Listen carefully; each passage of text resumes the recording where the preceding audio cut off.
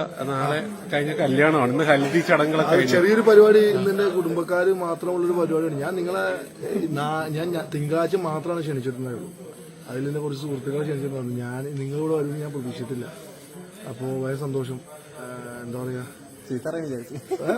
ഒരിക്കലില്ല, ചീത്തൊന്നുമില്ല. നമുക്ക് നിങ്ങളെല്ലാവരും എന്റെ ഗസ്റ്റാണ്. അപ്പോൾ നമ്മള് അങ്ങനെ ഞാൻ ക്ഷണിച്ചിട്ടില്ല എന്ന് പറഞ്ഞാൽ ഹൽദി എന്ന് പറഞ്ഞ പരിപാടി പ്ലാൻ ചെയ്തില്ല. എന്റെ ഉമ്മ 2 ദിവസം മുമ്പ് പറഞ്ഞ പരിപാടിയാണ് ഇങ്ങനെ മഞ്ഞ ഡ്രസ്സ് ഇടണം.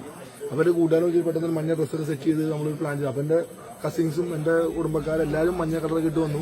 അതെനിക്ക് ഭയങ്കര ഒരു അത്ഭുതം തോന്നിയ കാര്യമാണ്. കാര്യം ഞാൻ ഈ ഹൽദി എന്ന് പറഞ്ഞ പരിപാടിയൊക്കെ സിനിമകളിൽ മാത്രമേ കണ്ടിട്ടുള്ളൂ.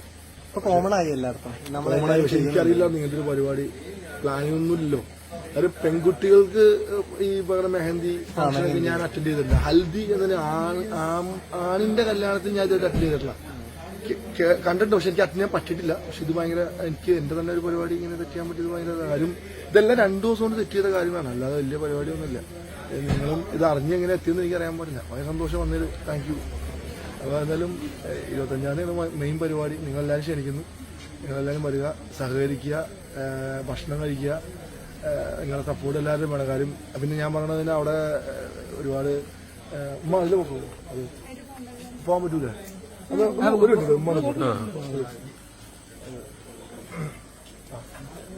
അപ്പോ എല്ലാരും വരണം. കല്യാണത്തിന് എല്ലാരെയും വിളിച്ചിട്ടുണ്ടോ? എല്ലാ ആളുകളും വിളിച്ചിട്ടുണ്ട്. ഞാൻ അങ്ങനെ ആരും മാറ്റിയിട്ടൊന്നുമില്ല. ആരെയും ഞാൻ അങ്ങനെ ഒഴിവാക്കിയിട്ടൊന്നുമില്ല. എല്ലാ ആളുകളെയും എന്റെ കല്യാണം പരിചയമുള്ള എല്ലാവരും ഞാൻ എന്റെ സുഹൃത്തുക്കൾ ആണ് കൂടുതൽ വിളിച്ചേക്കുന്നത്. പിന്നെ അറിയുന്നവരെ, പിന്നെ എന്നോട് ഇപ്പൊ ഈ ഫോട്ടോ അപ്ലോഡ് ചെയ്തപ്പോ കുറെ പേര് ഇങ്ങോട്ട് എന്നെ കല്യാണം വിളിക്കണമെന്ന് വിളിച്ചിട്ടുണ്ട്.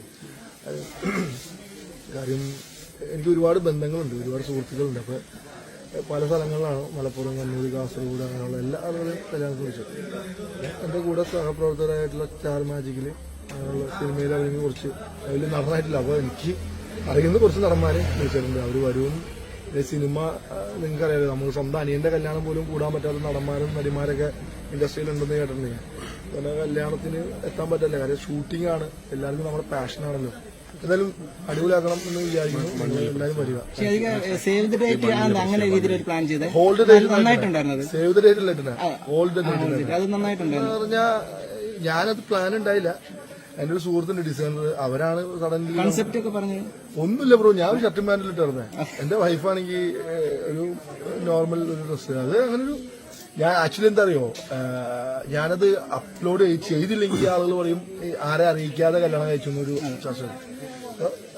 ഹോൾ ദ ഡേറ്റ് എന്നാക്കി പറഞ്ഞാൽ സേവ് ദ ഡേറ്റുമായിട്ട് അവളെ ഞാൻ ഹോൾഡ് ചെയ്തിട്ട് ഹോൾ ദ ഡേറ്റ് ആക്കി, അത്രയുള്ളൂ. അല്ലാതെ ഒരു ഞാൻ എല്ലാവരും എന്നെ സുഹൃത്ത് സർക്കിളിൽ എല്ലാവരോടും എന്റെ കല്യാണം ഞാൻ പറഞ്ഞിട്ടുണ്ട്. നാട്ടുകാരെ മൊത്തം കല്യാണം അറിയിക്കണമെന്ന് നിർബന്ധമില്ല. എന്റെ കല്യാണം എനിക്കിഷ്ടപ്പെടുന്ന ആളുകൾ അല്ലെങ്കിൽ എന്നെ സ്നേഹിക്കുന്ന ആളുകൾ മാത്രം അറിഞ്ഞാൽ മതി. അപ്പോൾ ഞാനതുകൊണ്ട് സോഷ്യൽ മീഡിയ ഷെയർ ചെയ്തു. ഒരുപാട് പേര് റെസ്പോണ്ട്. പിന്നെ ഞാൻ പറഞ്ഞു, ഞാൻ നെഗറ്റീവ് ഒന്നും എടുക്കാറില്ല, പോസിറ്റീവ് മാത്രം എടുക്കാറില്ല. നെഗറ്റീവ് പറയുന്ന ആളുകൾ ജീവിതകാലം മൊത്തം നെഗറ്റീവ് കൊണ്ടിരിക്കും. നമ്മളവരെ തിരുത്താനൊന്നും നമ്മുടെ ആവശ്യമില്ല. അപ്പോൾ സന്തോഷമുണ്ട്.